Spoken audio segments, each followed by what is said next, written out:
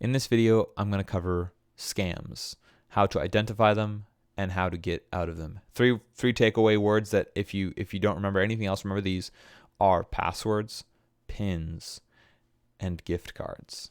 All right, so the two primary scams that I want to cover, I want to make you aware of, are phishing and voice phishing. So let's jump right in. Here is an example of a phishing attempt. Phishing is done through email. It's where somebody impersonates somebody that you may know and sends you an email.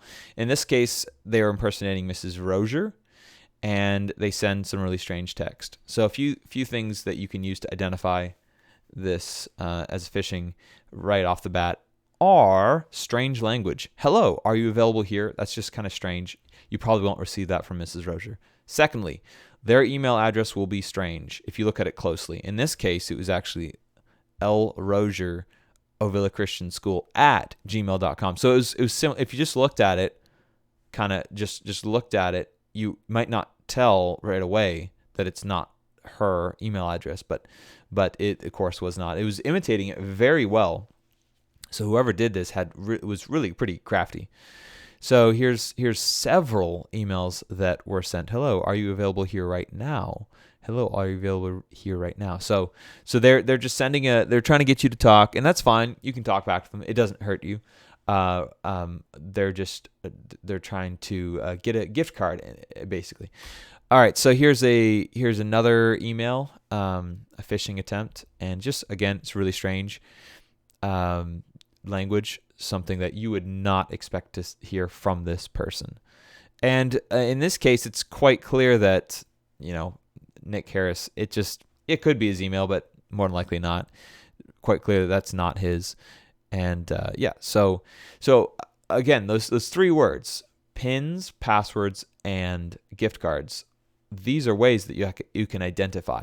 In this phishing attempt, it's straight off the bat. Here's a gift. He's talking about a gift card.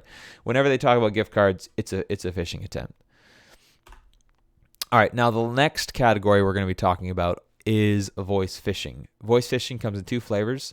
Either they call you or they try to get you to call them. So in this case, they're trying to get you to call them. It's a pop-up that takes your entire screen. You're browsing the internet. You go to facebook.com. All of a sudden, boom. Whoa, critical warning. You have viruses. You're going to die. And they make it look really nice and official. You can't do anything. You're clicking. You're trying to get out of it. You can't.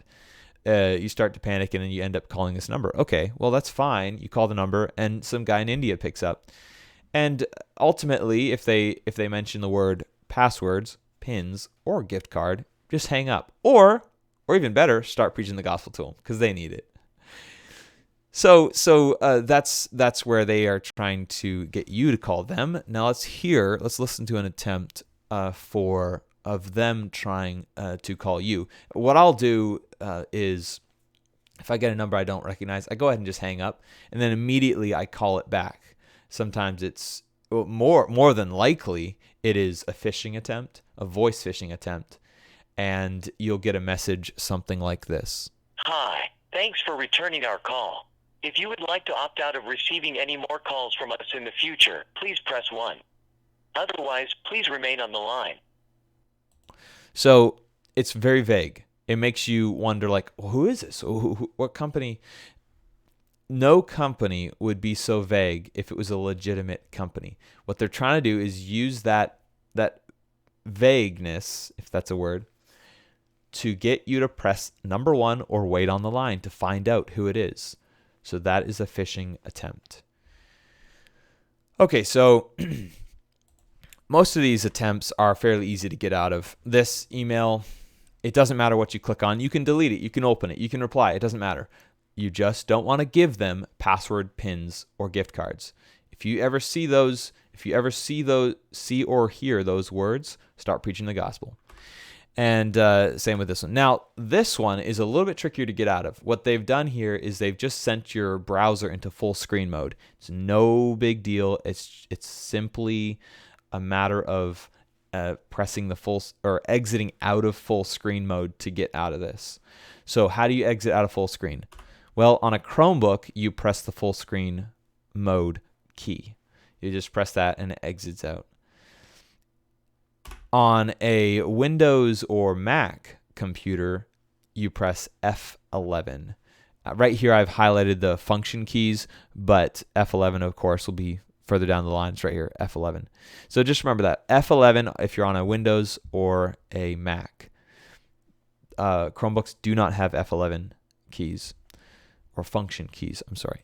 So that's it. Those are the 2 phishing attempts that you may encounter and how to get out of them. Happy browsing.